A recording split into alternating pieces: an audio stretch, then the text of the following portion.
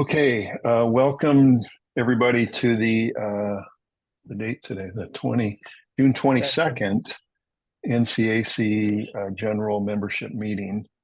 So just a quick overview of the agenda. We have some elections to do today, some budget matters to attend to, and then some brief subcommittee reports also today. So a couple other things sprinkled in there, but not a huge agenda. So we get started with the conflict of interest question related to today's agenda and action items. So this is for the officers. Oh, sorry, this is for the officers. Does Marina have a conflict of interest? Okay. So I have no conflict of interest. This is Chris. I have none. This is Alex. I have no conflict. And this is I have no conflict. Okay. Great. Thank you. The April 13th and May 11th meeting minutes are next on the agenda. Are there any corrections to the minutes? Don't see any. If none, since none are offered, then there being no further corrections or no corrections at all, the minutes stand approved as submitted. Notices from Tillamook County. Jeff, I don't know if there are any. Yeah, we've got a couple things to talk about today. So one, let's see. I don't know if Guy, Guy is here. Hope you're feeling okay, Guy. Maybe Guy can help us out with this one, or Sarah can help us out with this one. But there will be a planning commission hearing on July 11th about the planned development master plan in Sahalee South. And that's about all I know. If anyone who knows more wants to share, like totally, that'd be awesome. Otherwise, you can find the link to the notice where all the information that the county has is on the homepage of the NCAC website. So Sarah or Guy, do you have anything to add? Sarah, you want to go ahead? Sure. Thank you, Guy. Yeah, I can jump in. So Sahalee is a plan unit development. Everything was platted in terms of where the property, the lot lines are. Some of those properties were intended for Commonwealth townhome use. Others were lots to accommodate a single family dwelling, freestanding structure. And what we've seen recently are folks who are wanting to take two of those Commonwealth townhome lots and build one home on them. And anytime you change either lot lines or development as it was intended to occur with the initial subdivision platting for Sahalee, we have to take it back to the Planning Commission. So you've seen a couple of them already. We've just got a few more coming through. So that's what it is. Okay, and the second item, which is not exactly a notice from Tillamook County, but I think it belongs in this agenda item. So back in March or so, March, April, we had a notice that did not, like, the period of action did not overlap with any of our, with the April meeting. So we didn't talk about it in the April meeting, but it was noticed in a couple email blasts, and it was also available on the website, which is that in South Beach, where I live, there was a variance request, and I think that got approved. And I got an email last night from Garth, who's here today, that he and some neighbors are planning to appeal that. And I think if anyone in South Beach or anywhere else would like to join that appeal, or is interested in that appeal, or oppose that appeal, has a stake in that proceeding, we want to let everyone know. And Garth, if you want to take a minute or two to give more detail, go ahead. Sure. No, I appreciate that, and I'm happy that Sarah's on this Zoom as well. So hi, Sarah. It's kind of a long story, but the reality is it's a variance for the 70% building width maximum, the Nesquin planning standard that we have. And the variance was for the ability to put a parking space next to the house, and it's currently under construction right below our property at this point. And so what is being proposed is basically it's a parking deck for a vehicle, and it's elevated over 15 feet above grade. And so it will be very, very visible to everyone in South Beach looking at the knoll, including from the beach itself.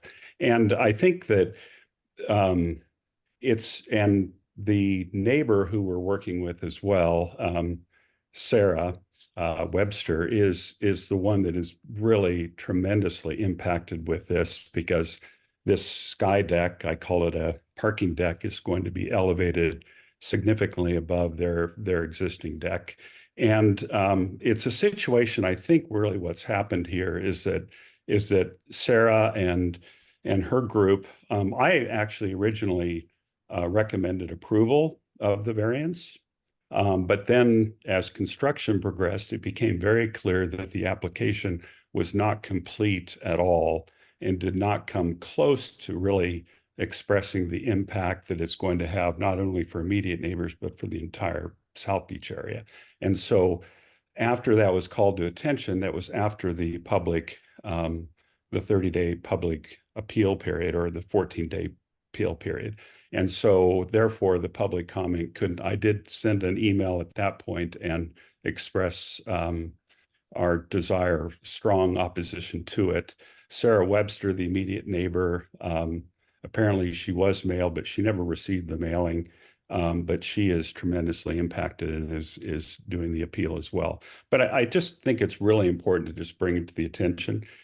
I think it's really more or less the planning department scrutiny of it, but it's really more that the application was very remiss. It even stated that there is zero impact to neighboring properties, zero impact, not a little, not minimum, but zero. And so being an architect, it's really, you know, I encourage good development. I love Nesquin. We've had our property here 26 years. We're currently building another small structure next to ours on the knoll.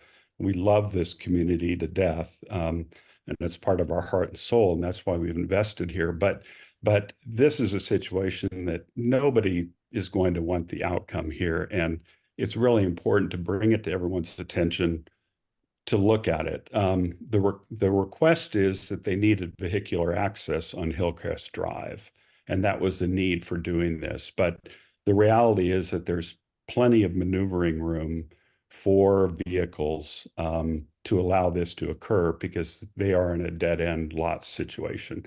And so all of that was really not expressed properly, in my professional opinion, on the variance request. And that's why we're really bringing it to everyone's attention at this point, and we'll be, you know, vigorously opposing this. And just, you know, the information is there. They're feel free to reach out to me. I've got some visuals prepared now so that, you know, the pictures tell the whole story. And those, again, were deficient in the application. So again, I just thought it was very important. It's better to approach it now and deal with it now than after the fact, which so often we see when something is done and said, and then we all say, well, how did that happen?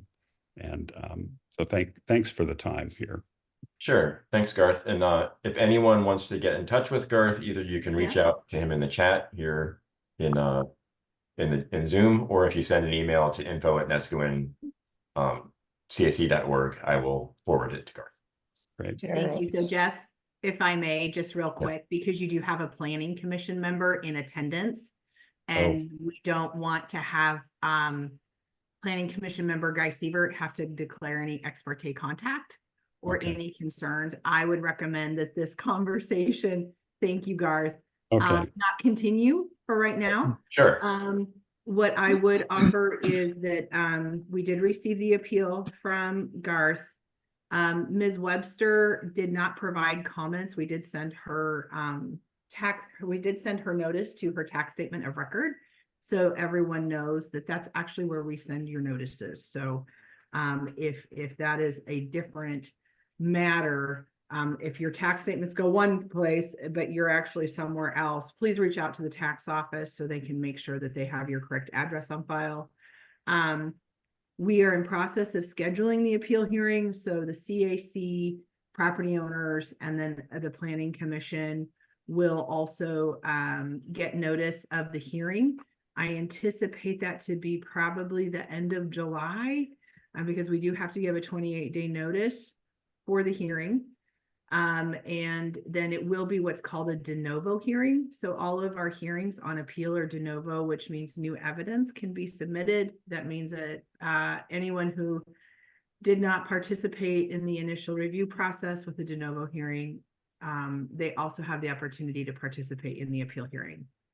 So it's kind of like it's a new review process, which is the good thing. And so we will get that information to the CAC and to the surrounding property owners as soon as we've confirmed that hearing date. Okay. Hey, Sarah, oh, go ahead, Joe. No, I'm done. Oh, okay. Yeah. There was just one question. I don't know, Sarah, if you want to address a question from a member. Do you want on this issue now or? Well, because again, I just want to make sure that we don't compromise the hearing process. Okay. That we probably hold everything until that process begins. Okay. It's a free question if you look at the chat. Thank you. And you can respond in the chat and not take more time in the meeting. Yeah, you can do that. Yeah. Okay. All right. Thanks, Jeff. Appointment of the parliamentarian for today, Michael Beachley. I'd like to appoint Michael Beachley as a parliamentarian for today. Michael, are you okay with that? I'm fine with that. Thank you. I see you. Can I jump in, Mark? Yep. I believe we're appointing Michael a parliamentarian for 2024 to 2025 because okay, for the whole year. Okay. And my recollection is the bylaws give you the unilateral ability to just do that. Yep. Okay. All right. For the year then, Michael. Yes, that's Okay. and Mark, you're doing fine. So I'm going to take a break. Okay. Nancy's raising her hand. Maybe I'm wrong. Okay. Nancy. So I think the bylaws stipulate that the chair can appoint the parliamentarian with ratification of the membership. So there should just be a kind of like the minutes. I think you can say if no objections. Okay. If there are no objections to Michael Beachley being appointed as the parliamentarian for 24-25, we will do so. Okay, hearing no objections, we'll make him the parliamentarian for the year. Thank you, Nancy. Thanks again, Michael and Nancy. Congrats, Michael. Thank you. Or condolences, as it were. Okay, let's see, report of the executive board. So I'll read just a summary of the executive board. We met on Tuesday, June 18th at 7 p.m. We discussed preparing for the election that's happening today. We reviewed the budget with a brief discussion on projected revenues from the county, as well as some discussion of expenditures. More to come in Chris's report right after this. We had some brief discussion updating progress for the bylaws and community plan steering subcommittees. We set the date of the next executive committee meeting for July 24th at 7 p.m. And also reviewed the agenda for today's meeting.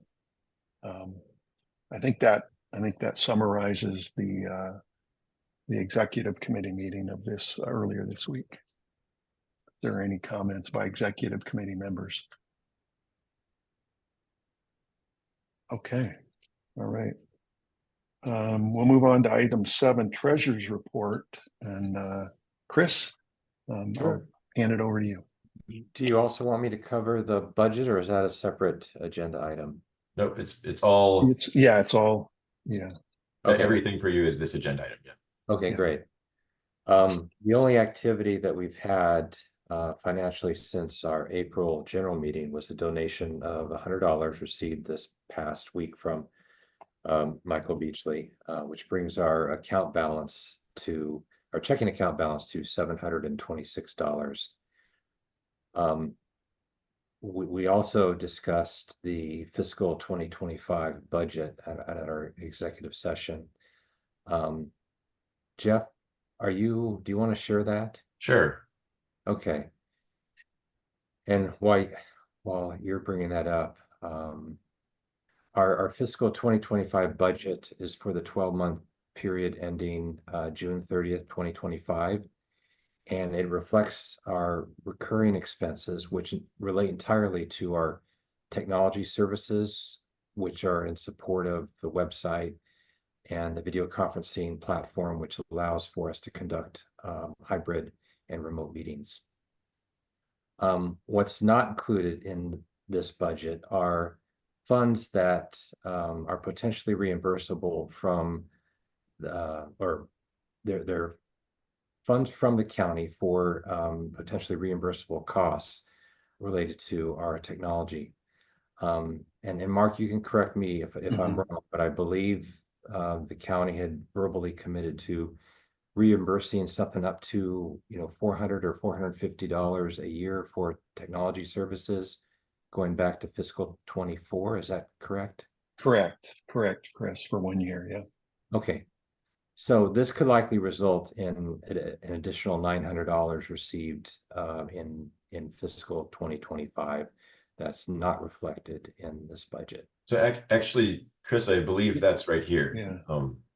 But like we changed it to reflect 2 Okay. years worth of expected reimbursements. So Okay, great. Yeah.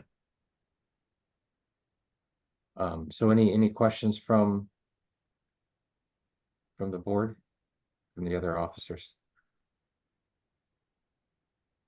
nope, we went over this No. on Tuesday. We're going over it on Tuesday. Yeah. But Questions from others? yeah, because we're going to vote on this, everybody. So Yeah. if you Yeah. Well, wanna- I would say the only Yeah. other thing mentioned was that there is a potential for fulfilling the budget by donations from individuals. Right. So that if anyone feels like they support the work and the communications that these expenses reflect, they're welcome to chip in and help pay those expenses. So that was the only other thing we discussed that I didn't hear reflected there. Thanks, Fran.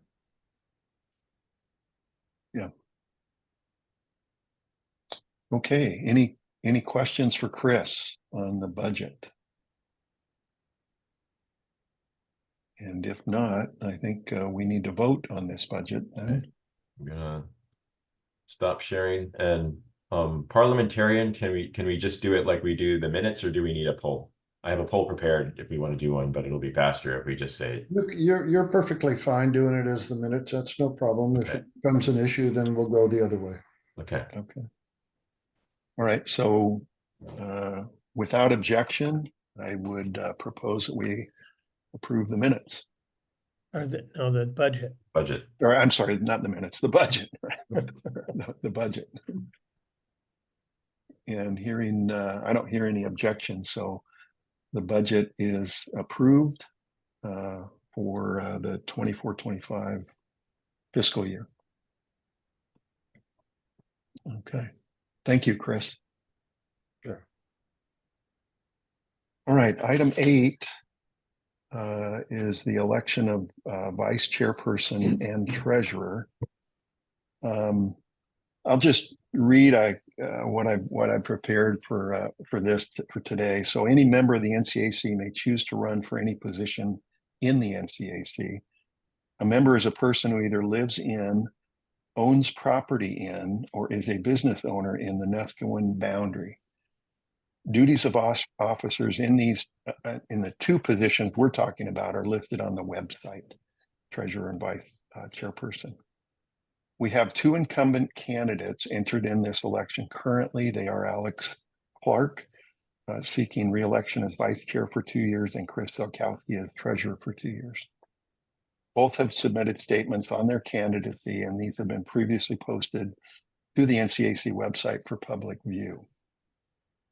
So the process today will be first to ask if there are any nominations from the floor for either of these positions, and if so, we would ask that the person interested in running for the position, one or both for the positions, make a statement about their qualifications and interest today. The person they are running against will then have time to make a statement if they would like. After that, we would then proceed to a vote via Zoom on the website today. Mark, Point of information. Yes. Yeah, go ahead.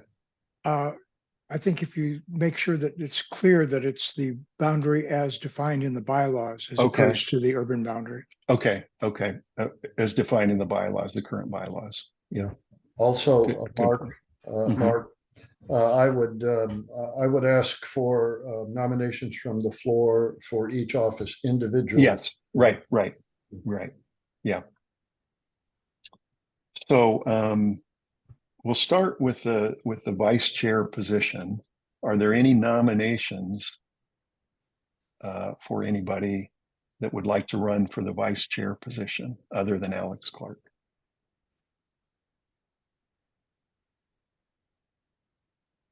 And I don't see any, and I don't hear any. So should we we'll just do the should we do the vote for Alex now? So, do you have them set up separately, Jeff? I set them up together, so as long Oh, as you did. Okay. as Okay. long as it's okay with Okay. Michael to do them together. Okay. No, that's let's fine. go ahead and ask for Okay. if there Okay. are any nominations from the floor for treasurer. Let's Yeah. understand that if there are any nominations from the floor, then you probably should separate the out. Okay. Yes. Okay. Okay.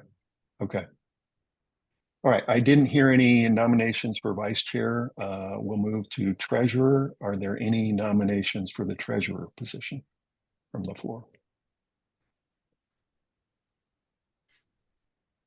And I don't see any. So no other nominations for either position. So now we just have to, we do have to do the poll. Yeah. For these two. So I'm ready when you are. Okay, I think we're ready for the poll, Jeff. Okay.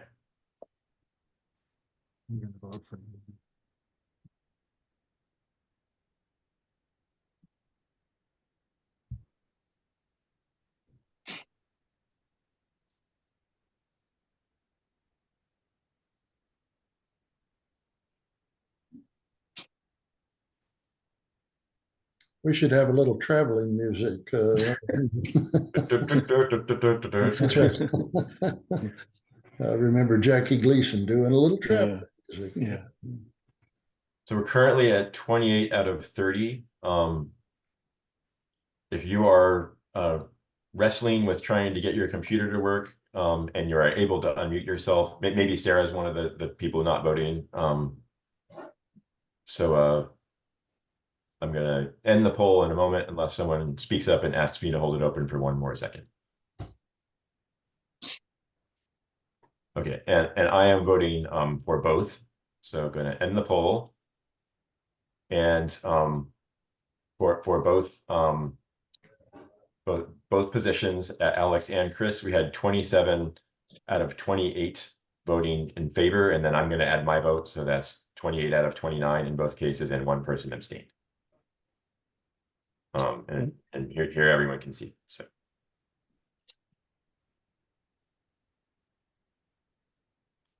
Thank you. All right, congratulations, Alex and Chris, on being elected for another term. So on to Thank item. you. Oh, go ahead. Yeah. Yeah, Rand. Do you have a comment, Rand? Or okay. All right, on to number 9, which is election of the bylaws subcommittee members. We have 5 incumbent candidates seeking re-election for another 1-year term. All have submitted statements on their candidacy, and these have been previously posted to the NCAA website, NCAC website for public view. This subcommittee may have up to 7 people on it. We'll follow the same procedures as we did for the previous election. Nominations from the floor are allowed. A nominated candidate statement will be made. And if there are more than 2 nominations today, then, and Michael, you can weigh in here. My understanding is that the 5 running for re-election will have an opportunity to make a statement. Yeah, that's correct. Any Okay. yeah, anybody at that point will have an opportunity to make a statement. Okay, if there's over 2 that want are Correct. nominated. Okay. If okay, there's got it. more Yeah. candidates than Yep. there are positions, yes. Yep. Okay. And then again, we'll proceed to a vote via Zoom today. So, so that it's open for nominations at this point for folks who would like to be considered for the bylaw subcommittee.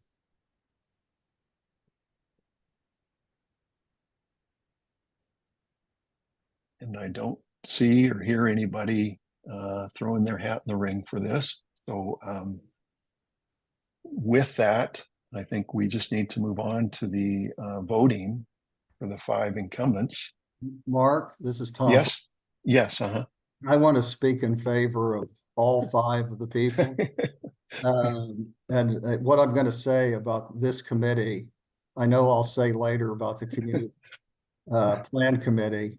I've spent most of this year going to bylaws committee meetings because that was the big thing on the agenda, but I haven't been to as many community plan steering committee meetings. And I'm going to start going to them now, Rand, Lori, and Guy, and be a thorn in your side. The bylaws committee, and I think I've said this to them a number of times, and maybe in these meetings, did an extraordinary job. And without belaboring the point, they all did a great job. And we came out of the STR battles in kind of a tenuous position. The bylaws committee had 3 residents, 3 non-residents, had some STR owners and non-STR owners. And so on some issues in the past, I have disagreed with them, and with some of them, they've disagreed with me, but they all did a phenomenal job. They were neutral, they were transparent, informative, really a remarkable example, in my view, of democracy. So I support all 5 of them. And if somebody else wants to do it, there are 2 other positions. Nancy mentioned yesterday, I might want to, and the answer to that is no. The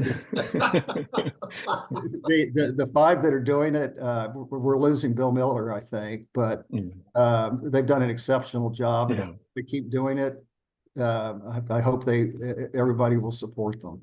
Yeah. Okay, thanks, Tom. All right. I think we can move on to the vote. Mark, Nancy has her hand. Yes. Oh, I'm sorry, Nancy. Go ahead. Yeah, go ahead. You're muted, Nancy. Thank you. Sorry. I just wanted to say thank you to Tom for that lovely talk, and say, yeah, it's been an incredible year with this committee and with the community. But I'd like to just really ask, we have 2 more positions. We would love to have 2 more people join us, or 1 other person join us for the coming year when we do policies and procedures. So please consider. And that's all I had to say. Thank you. Thanks, Nancy. Okay, last call for nominations. Okay, we'll move on to the vote then today. Okie doke.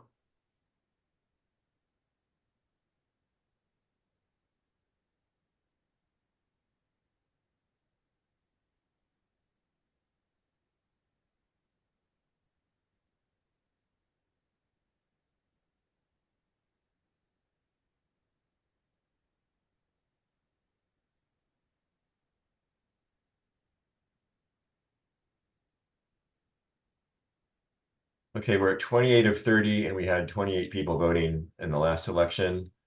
So unless someone speaks up now and says, wait, I just need to get my vote in, I'm going to end the poll. Okay, now we're at 29, and I think the 30th is probably Sarah. So I'm going to end the poll. And the results are, and I vote for all 5. So accounting for that, we have 28 out of 30 for Susan, 29 out of 30 for Wyatt, 30 out of 30 for Tom, 30 out of 30 for Nancy, and 30 out of 30 for Michael. So congratulations, everyone. You are voted in. So. Thank you. Congratulations. And I would just echo what Tom said earlier. The committee, in my opinion, has just done an outstanding job. Just a wonderful job. So thank you very much. And I'm glad you're all 5 of you are staying on. Thank you, everybody. Yeah.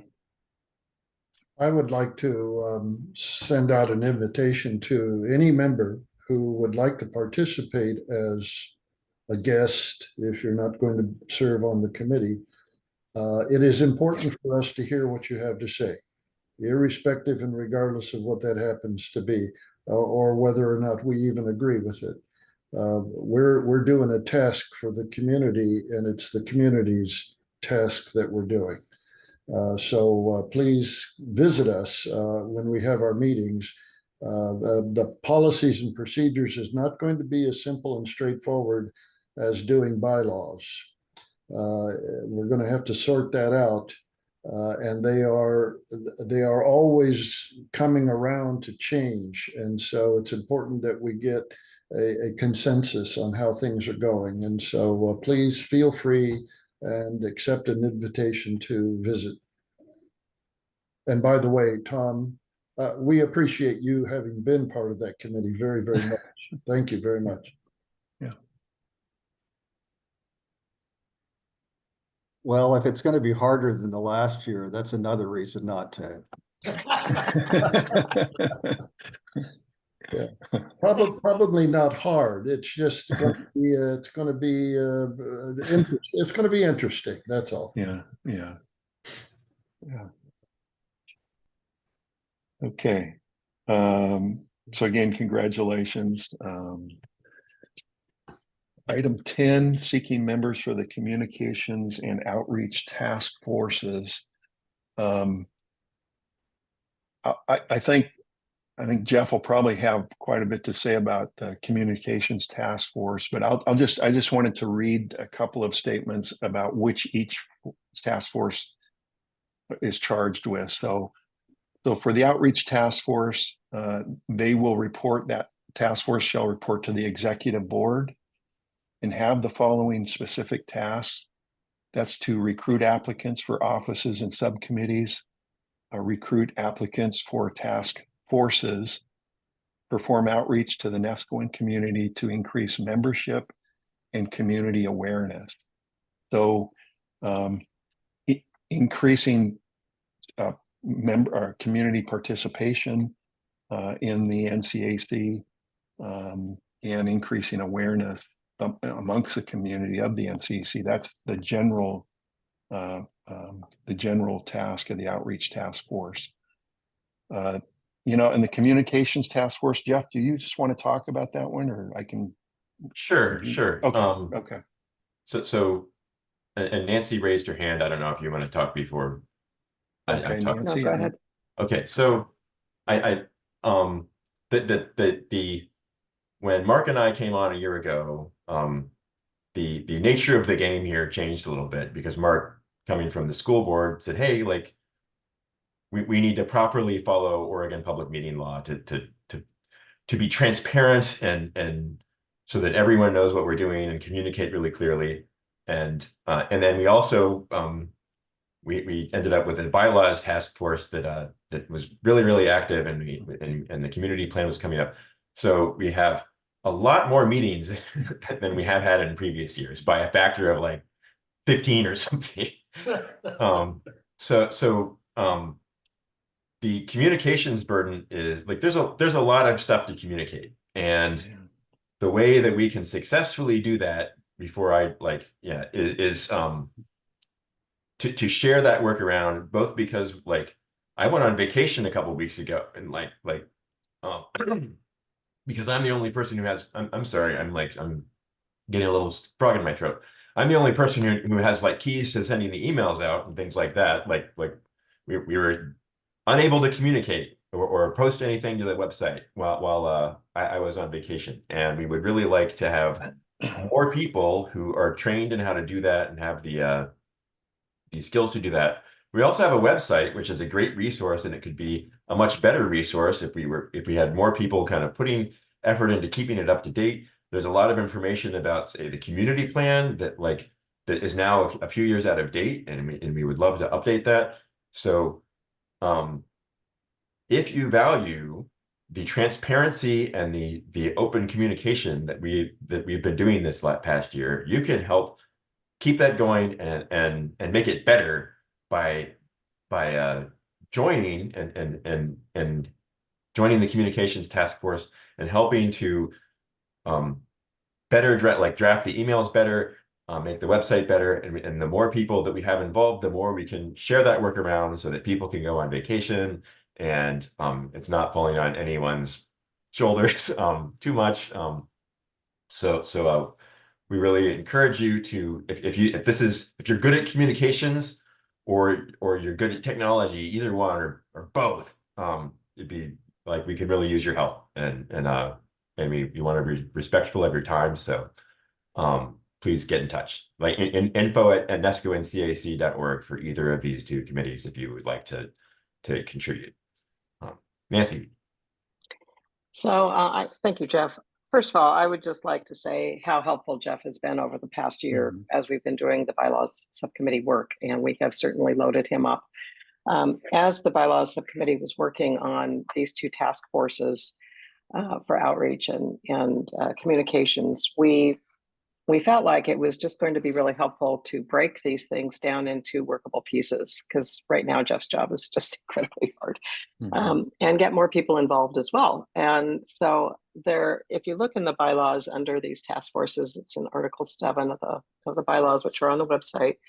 They delineate what the duties are, and you could do as much or as little as you wish, but hopefully we'd get a group together.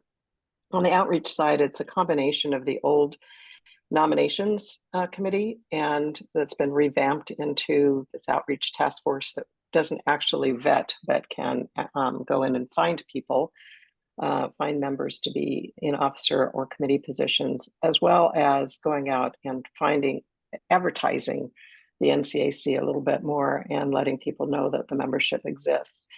So I know it's something Susan had some great ideas on the outreach task force in particular, and I think it'll be a nice two sets of committees. So that's just a little bit of background and also a resource for the duties. But we really hope that you guys will sign up. The other thing is that the task forces do not require open public meeting law, Oregon public meeting law, because they are task oriented. So we have an exception from the county for that. And so you can actually meet and work together a little more efficiently than with public meeting law. So thank you. Thank you, Nancy. Okay, so we are seeking members for those two task forces, and I mean, I will say that Oregon public meeting laws does not make things easy, and the fact that you can work in those two subcommittees without that is nice. Okay, we'll move on to community plan update, and I'll turn that over to Randall. Thank you, Mark. So I'm going to read this report because there's a lot of detail and I want to get it accurate. And Sarah's here so she can correct me if anything I say is inaccurate regarding these meetings coming up, because she's pretty much the movie star of these meetings. And she may see that reflected in some of the advertising we put together, if I can pull that together. So good afternoon. My name's Randall Cook, and I serve as the chair of the Nescoin Community Plan Steering Subcommittee. The unincorporated community of Nescoin is required by Tillamook County to develop and periodically review a community plan that reflects its values and recommendations for land use and how other government agencies, both state and federal, may act on land use and other issues in our community. In addition, the plan reflects any changes in our community that should be recorded for guidance on future decisions that may impact all of us in Nescoin. The plan also includes provisions for public safety.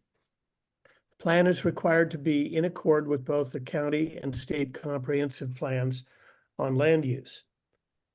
The NCAC created a Nescoin Community Plan Steering Subcommittee last June to organize, revise, and rewrite the current community plan, which was originally created in the years 1996 and accepted by the county in 2001. The members of the steering subcommittee are Lynn Saxton, Nescoin North, Tom Seep, South Beach, Lori Kovac, The Village, Guy Sievert, Beechcrest, and myself from Slab Creek Road.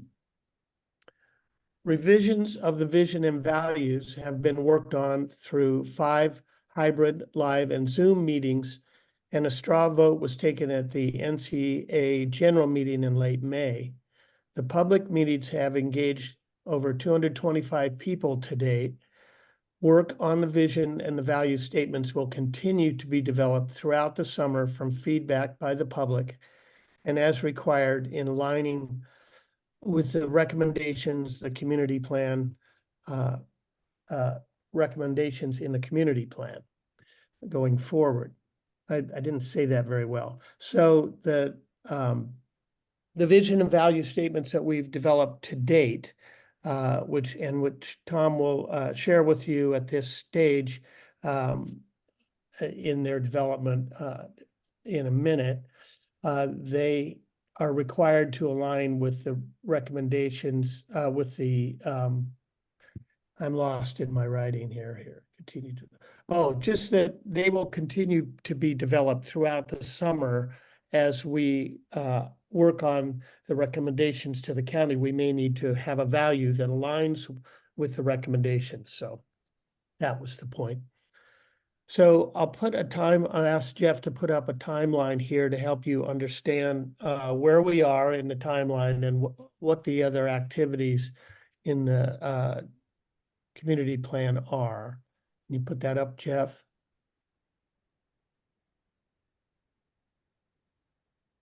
How can people see that? Does it need to be made bigger or anything? Looks good. I think it's good. Pretty readable there. Okay. So this is something we put on the back side of the straw poll that we had at the NCA community meeting at the end of May. And it just basically states the structure of Oregon land use law. And it goes through a timeline of what we're working on.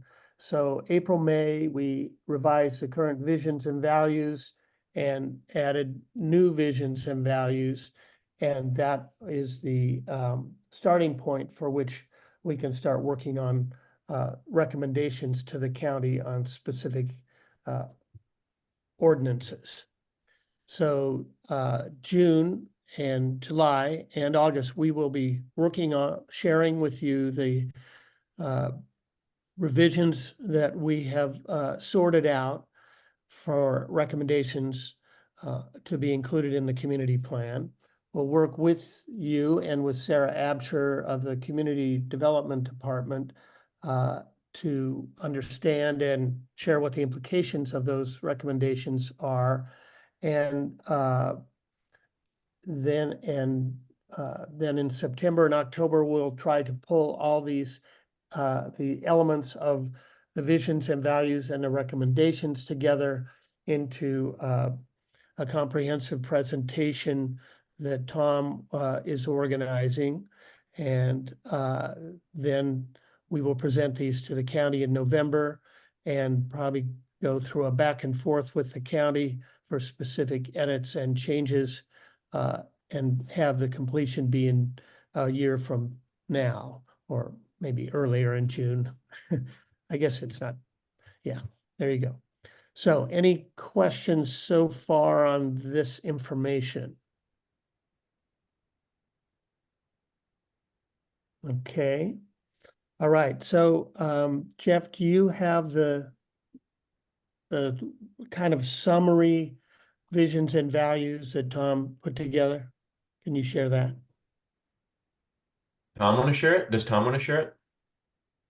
I can, but if you've got it right handy, I'll just take it with you. Okay. If you don't have it handy, I can take it. Go ahead. I would need 30 seconds to find it. I'll race you. I won. Okay. Okay. Well, this is a lot of work condensed into one page. One thing that might not be obvious from the previous description is that this is the rationale for everything we're going to ask for. But the county may not be the only organization that we ask for. If we ask for a grant or some interaction with the state or even federal entities, our basis for initiating a request is the fact that it will be reflected in this list of values. Now you can see in the red where I've got there was lots of items that support this, but my task is now and will be for the next month and a half or so, take these bullets and turn them into prose.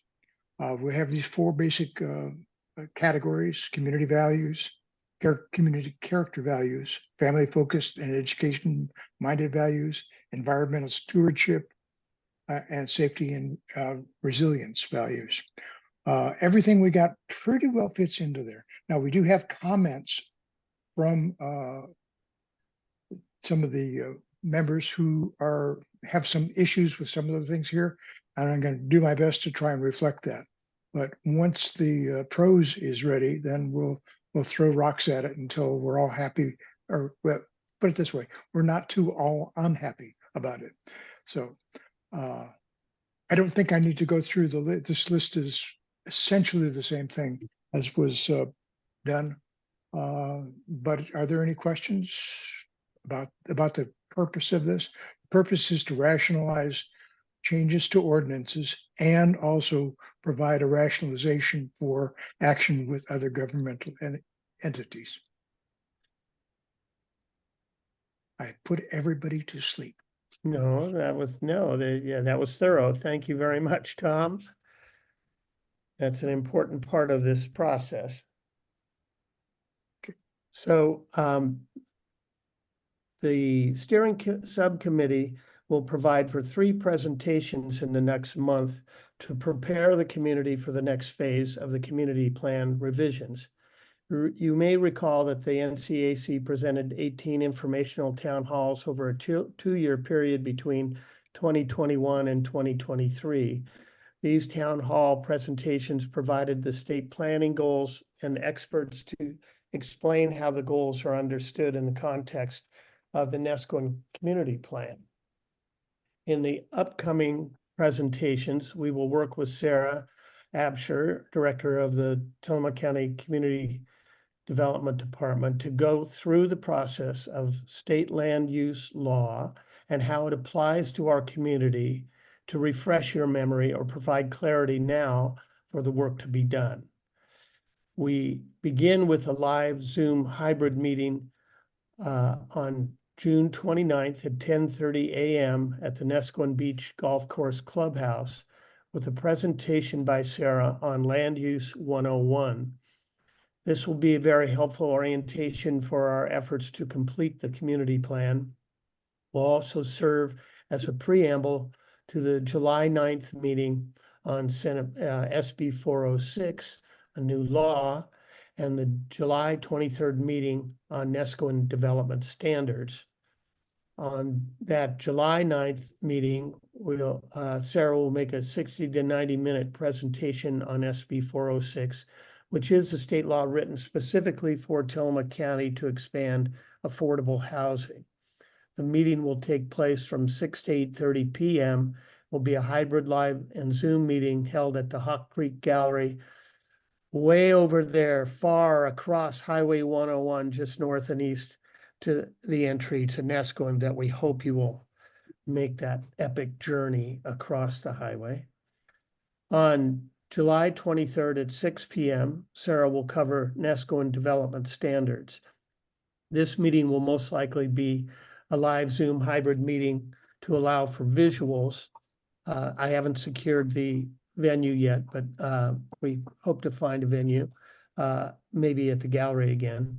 This will be an important meeting for people interested in the standards, particularly with regard to the implementation of ordinances in our community.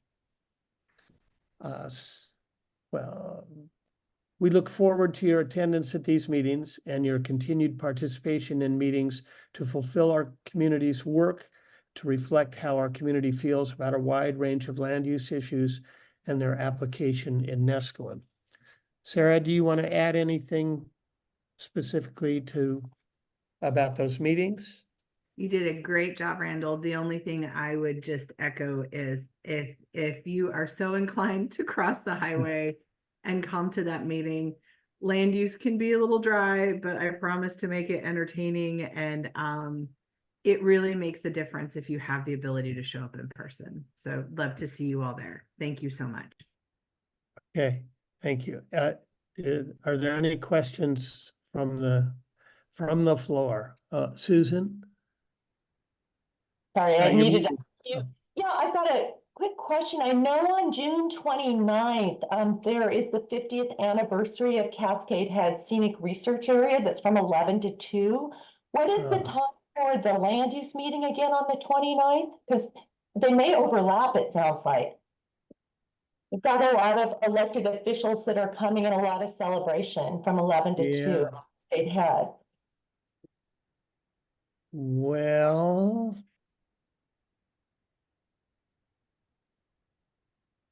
I would have to consult the golf course, but I bet we could put it later. Well, I mean, we would have to notice it like basically right now because it's a week away. So I think we're stuck with our time. I don't know, like none of us knew about the Cascade Head celebration, so maybe a lot of people who were inviting to our meeting don't know about it either, but it does suck that they can conflict. Yeah, I think it's too late for us to change and too late for them to change. I was generally aware that that was happening, but I wasn't aware of that specific conflict, obviously. So I apologize for that. I think it is ongoing for a number of weeks, but that is probably their big kickoff day. So I'm sorry for that conflict, but at this point, I think we can't evade the conflict, but I thank just you. wanted to flag it because I got emails and I just didn't know if we had any leeway. Yeah, well, we might, but because of public notice, we kind of don't have the time to turn that around. So apologize for that.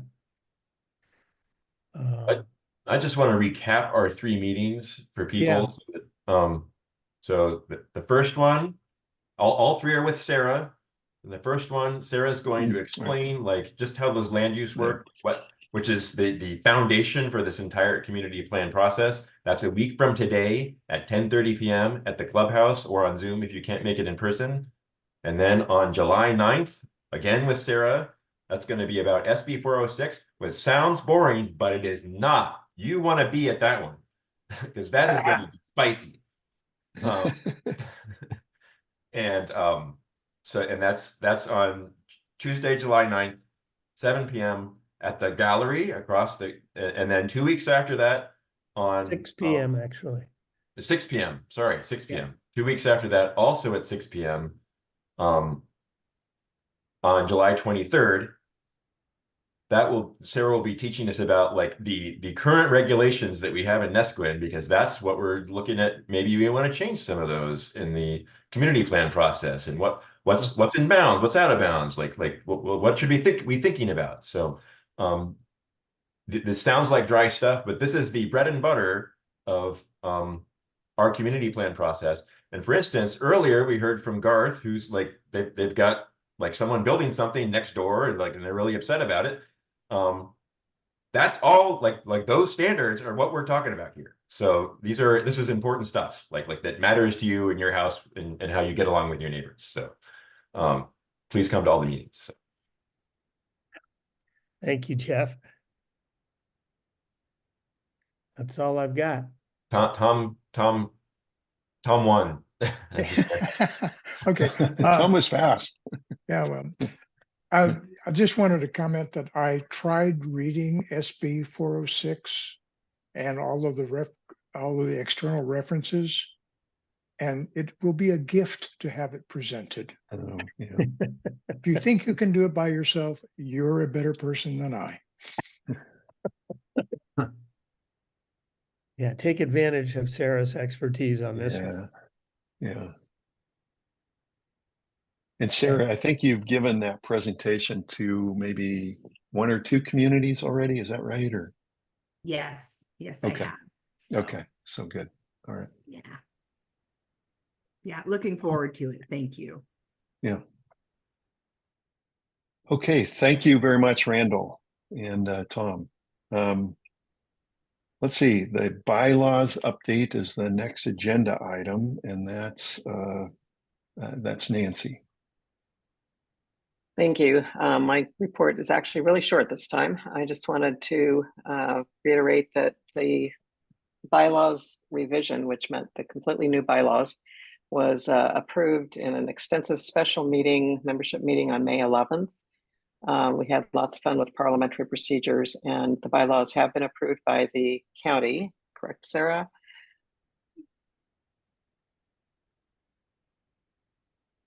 Sorry, Nancy. Sarah there? Yes, that is correct. Okay. Everything Great. looks great. Thank you so much. Great. So I just want to, on behalf of the committee, which has been absolutely incredible to work with, every single member, want to thank Sarah for her extensive work with us and for helping get this through the county. The officers have been extremely supportive and helpful, and the many community members who have attended many of our actual meetings and our feedback sessions. It's been a great experience, and I think we have a product that will be useful, even more useful in the future. So we're now embarking, as Michael mentioned, on the policies and procedures, which is a new document. It's kind of like a policy manual that's linked to the bylaws, but much easier to change. And you may see us coming from time to time in the various meetings to present those for the membership's approval. We'll also be working carefully with Sarah on this as well. So this is something that, again, will have really important information, more detailed than the bylaws themselves, and may result in our coming back with some bylaws tweaks as we go back and forth. So an example would be in the communications task force right now, and the secretary duties, things are laid out in a way that may not be quite as efficient. We decided to hold off for the policies and procedures for that section. But a lot more detailed information on how, say, votes are conducted, how officers are elected, that kind of thing. So that's something we'll be working on. Our meetings are done through open public meeting law, and so you're all invited. We welcome you, and there is an opportunity for public comment at the end of those meetings. And we do anticipate, when necessary, to have feedback sessions like we did last time. We really appreciated all the input that we got at the feedback sessions and at the meetings, because we ended up making a lot of changes for the better as a result of all that input. So thank you for re-electing us, and hope a couple of you will end up joining us to share this work. But thank you. We look forward to the coming year. Okay, thanks, Nancy. Okay. I think we're down to announcements. Next to the last thing on the agenda today. There's a couple of announcements I'm aware of. There may be more, but I'm going to start it by announcing that I'm going to be stepping down as a chairperson of the NCAC, and it's due to personal family reasons. I don't find that I'm not putting the amount of time I need to put into as a chairperson. And I personally think that you need to be at many of the meetings, if not all of them. And I noticed in the spring they were dropping off of my calendar and I wasn't keeping up. And it's due to some family issues that have risen actually since I was elected last year. Was some family things popped up last summer. So I'm going to be stepping down. I think that what I would say is that the NCAC is in a wonderful position right now. Everybody is working so well together and working on improving Nescowan, and everybody's just doing a fantastic job. And so I don't have any worries that this work won't continue with whoever steps into the chair position. I think Jeff alluded to it a little bit, that I'm glad that we're following Oregon public meeting law so stringently. I know it's not easy, and it wasn't easy to do, and it won't be easy going forward. It's a little cumbersome and it's awkward, but the other side of that is that everything is public. There's transparency. We're videotaping, we're taking minutes, we're asking for feedback, we're doing all of those things, and all of that is public now. And so I really feel like the community has come to a point where they're working together really well. And so I'll stay on until a new person is elected. Hopefully that will be in August.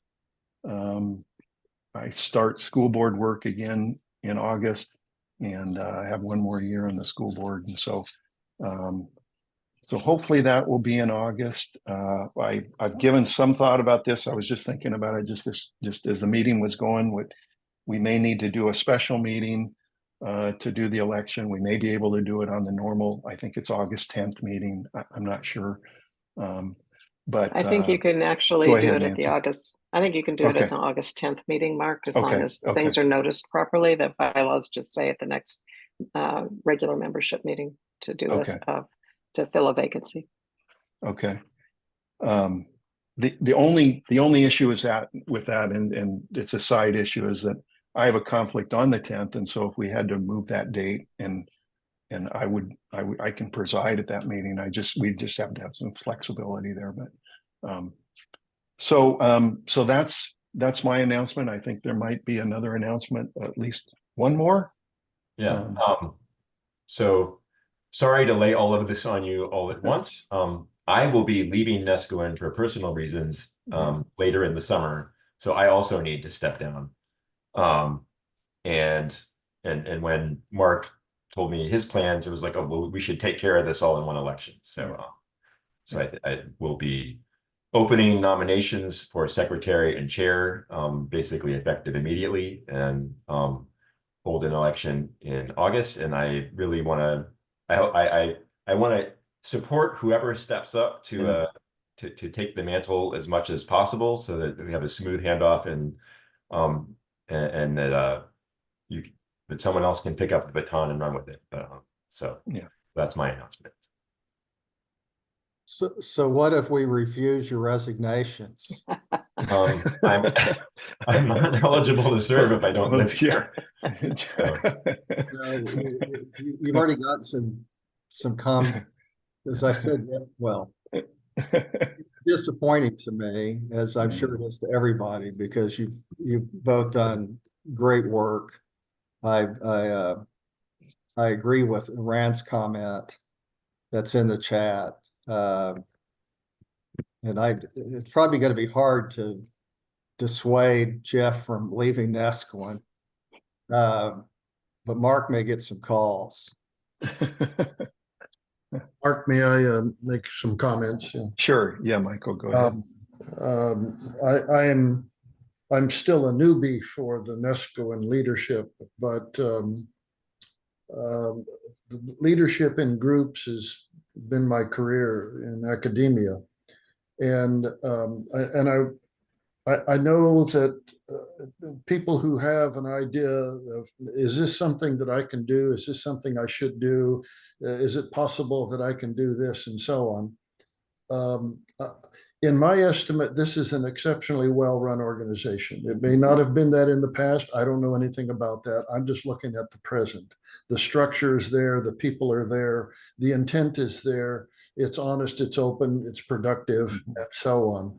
And if any of you want to simply try the task of being chair, understand that you have a lot of people behind you, and that they are ready and willing and capable of stepping up and seeing that things are going to move forward and they're going to be just fine. You don't have to have a great deal of experience to do this, exceptionally in this organization, because it is well run and it is prepared and well placed to move things forward.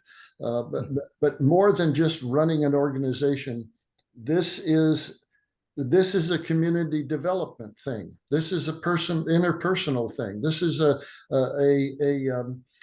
identity and a personality of a community that feels strongly about itself and is proud of itself. And if you have any idea at all whether or not you can do this, my answer to you is yes, you can, because we are all here and we will make sure that this occurs. Mark, thank you very much for your service. Yeah. I would say, I would echo that, and I think Jeff would as well. What Michael just said, it's the strength of the community that's been just a wonderful throughout this year. And while you do some things as the chair, the real, I have to say, the real work, Jeff's done a ton of work, and the committees have done a ton of work. And it's been really good work, and it's been collaborative work and honest work. And so I would echo what Michael said, and that if you have any desire to be a chair, and I think Jeff and I will be available for anybody who has a question for us or wants to contact us about possibly running for one of the two positions, we would welcome that. So Jeff, I don't know if you have any. Just add that, secretary is cooler than you think it is. And busier than you would think. Yeah, but I would like to take my learnings from my experience and help make it an easier job for the next person, especially if we can get some people to volunteer for the communications task force. So I'm here to support whoever picks up the mantle and teach you how to post things on YouTube and all that stuff. So okay. If there are no other announcements, then I'm going to go ahead and adjourn the meeting. And congratulations to everybody who was elected to another term today. And I'm really happy about that. Things will continue to work really well. So with that, I think I'll go ahead and adjourn the meeting this morning. And I thank everybody for attending. Good day. Thanks, everyone. Thank you.